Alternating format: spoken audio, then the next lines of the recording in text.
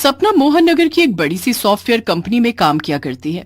उसी कंपनी में शिवम नाम का लड़का भी काम किया करता था। सपना और शिवम एक दूसरे से बहुत प्यार करते थे। रोज की तरह ही रात के 8 बजे ऑफिस के सभी स्टाफ की छुट्टी हो जाती है तो शिवम सपना के पास जाता है और उससे बोलता है, अरे सपना, कितना काम करोगी? जरा देखो तो, आधा स्टाफ घर जा चुका है और ये मैडम है कि घर चलने का नाम ही नहीं ले रही हैं। अरे यार क्या बताऊं, आज मैं तुम्हारे साथ घर नहीं जा पाऊंगी। मेरी एक फाइल है जिसे कंप्लीट करके आज ही मुझे बॉस को देना है। जब तक मेरा काम नहीं पूरा हो जाता मैं घर नहीं जा पाऊंगी और मुझे लगता है कि काम पूरा करने में मुझे आराम से 11-12 तो बज ही जाएंगे। फिर तो मैं भी तुम्हारे साथ ही रुकूंगा। अरे तुम मेरी चिंता मत करो, मैं कैब से घर चली जाऊंगी। पर अगर तुम अपने घर देरी से गए तो तुम्हारे पापा तुम्हारा क्या हाल करेंगे, ये तो तुम अच्छे से जानते हो। नहीं नहीं, रात के समय कैब से जाना सही नहीं होगा।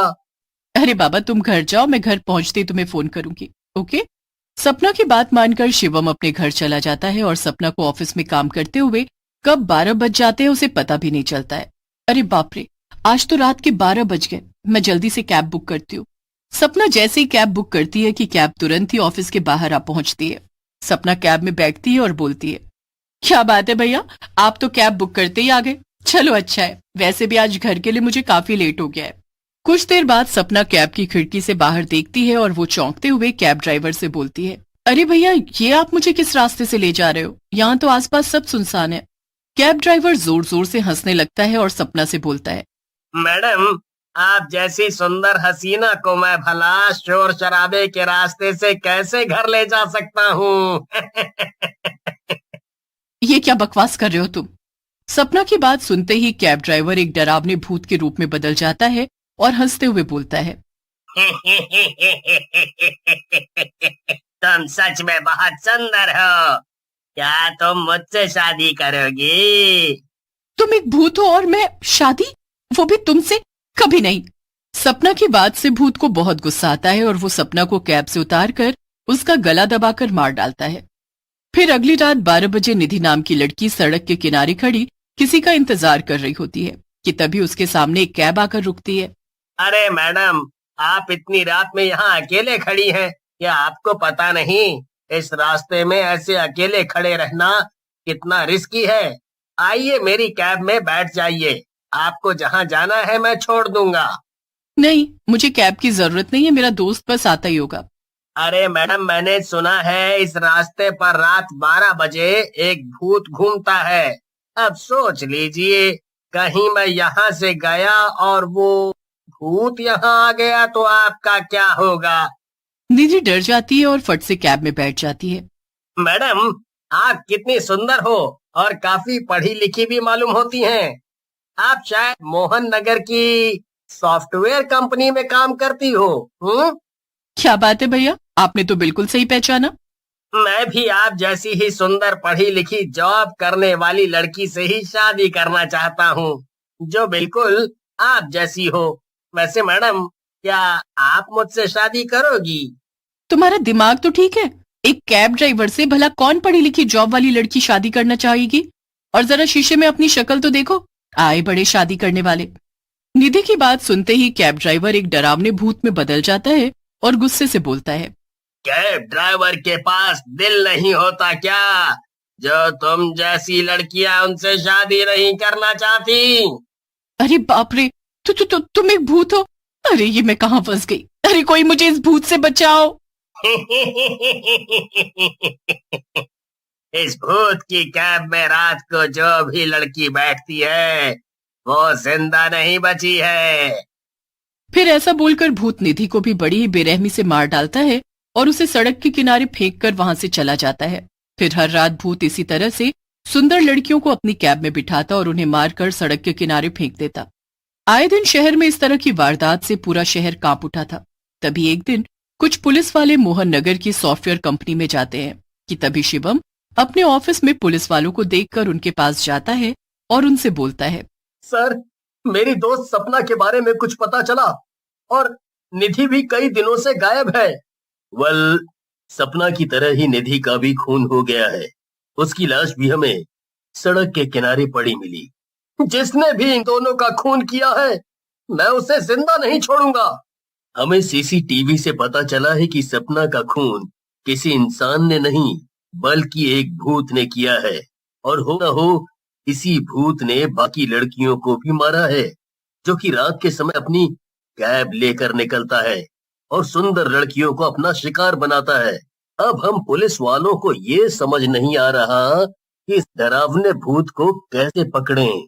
तभी ऑफिस में काम करने वाली मेघा वहां आती है और पुलिस से कहती है, सर मैं एक ऐसे तांत्रिक बाबा को जानती हूँ जो उस भूत को मिनटों में ठिकाने लगा देगा और भूत को तांत्रिक बाबा के पास तक पहुंचाने में मैं आपकी मदद करूंगी। मगर कैसे?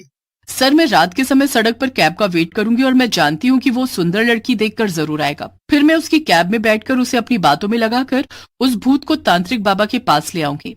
मगर मेघा, इस काम में बड़ा रिस्क है। मैं पहले ही अपनी सबसे अच्छी दोस्त को खो चुका हूँ, इसीलिए मैं अब तुम्हें नहीं खोना चाहता। शिवम सही बोल रहा है। हम लोग उस कैब वाले भूत को पकड़ने के लिए तुम्हारी जान खतरे में नहीं डाल सकते। तभी शिवम को एक आइडिया आता है। वो पुलिस से कहता है, सर, क्यों ना मेघा की जगह मैं लड़की बनकर लाली लिपस्टिक लगाकर रात में उस भूत की कैब का इंतजार करूं। और वैसे भी सपना कहती थी, अगर मैं लड़कियों की तरह तैयार हो जाऊं तो सारी लड़कियां मेरे आगे फीकी लगने लगेंगी। बात तो तुम बिल्कुल सही कह रहे हो। फिर शिवम, मेघा और पुलिस वाले मिलकर एक प्लान बनाते हैं। फिर उसी रात शिवम रात के 12 बजे लड़की की तरह तैयार होकर सड़क के किनारे भूत की कैब का इंतजार करता है कि तभी शिवम को एक कैब आती दिखाई देती है। शिवम हाथ देकर कैब रोकता है। शिवम कैब ड्राइवर से कहता है, भैया, मुझे लाल चौक जाना है। आइए ना मैडम जी, बैठिए। मैंने आज तक तुम जैसी हसीना कहीं नहीं देखी। मुझे तो बस ऐसी ही हसीना से शादी करने की चाह है। सच में तुम तो बहुत ही सुंदर हो। सच में भैया, मैं आपको सच में बहुत सुंदर दिखती हूँ। बस भैया कहकर तुम हमारा दिल न तोड़ो। बस इतना बता दो कि तुम मुझसे शादी करोगी ना। कहीं तुम भी और लड़कियों की तरह मेरा दिल तो नहीं तोड़ोगी ना। अगर तुमने मना किया तो तुम्हारे लिए बिल्कुल अच्छा नहीं होगा। ड्राइवर की बातों से शिवम को यकीन हो जाता है कि ये एक भूत है। फिर शिवम लड़की की आवाज निकालकर ड्राइवर को अपनी बातों में लगा लेता है और उसे तांत्रिक बाबा के मंदिर ले आता है। तुमने मेरी इतनी तारीफ की है कि सच में मैं तुमसे प्यार करने लगी हूँ। इसीलिए हम आज इस मंदिर में शादी कर लेते हैं। फिर क्या था, ड्राइवर अपनी कैब साइड में लगाकर शिवम के साथ मंदिर में आ जाता है। पर जैसे ही ड्राइवर की नजर वहां खड़ी पुलिस और तांत्रिक बाबा पर पड़ती है, वो सब समझ जाता है और देखते ही देखते वो ड्राइवर एक डरावने भूत में बदल जाता है। भूत जोर जोर से चिल्लाते हुए बोलता है, मेरे साथ धोखा। मैं सिर्फ लड़कियों को ही मारता था और आज तुम लोगों को मैं जिंदा नहीं छोड़ूंगा। कोई नहीं बचेगा। बाबा, इस भूत को अच्छा सबक सिखाना। तेरी आवाज लड़की से लड़के जैसे कैसे हो गई? ओ, तो तू भी एक लड़का है, पर अब तू तो गया काम से। भूत कुछ कर पाता उससे पहले ही तांत्रिक बाबा भूत पर भभूत डालकर उसे बांध देते हैं। अब तू यहाँ से कहीं नहीं जा सकता, इसलिए अब तू सबको जरा सच सच बता दे कि तूने मासूम लड़कियों की जान क्यों ली। अगर तूने सच नहीं बताया तो मैं अपनी भभूत से तुझे भस्म कर दूंगा।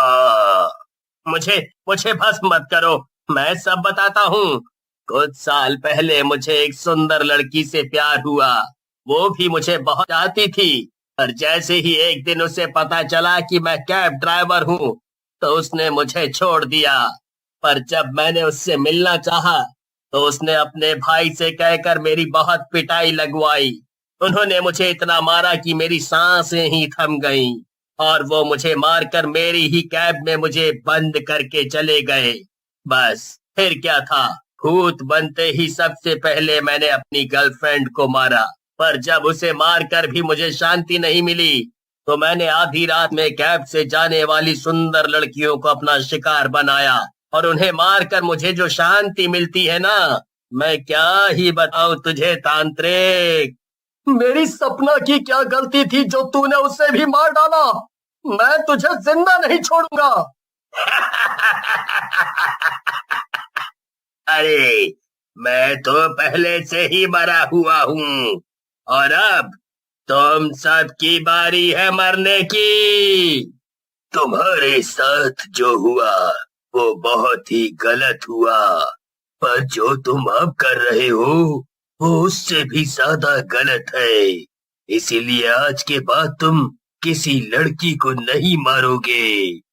तांत्रिक बाबा अपने थैले से भभूत निकालते हैं और मंत्र पढ़ते हुए वो भभूत भूत के ऊपर डाल देते हैं। भभूत भूत के शरीर पर पड़ते ही वो भस्म हो जाता है। फिर भूत के भस्म होते ही सभी को राहत मिलती है। पुलिस शिवम व तांत्रिक बाबा का धन्यवाद करती है और फिर सभी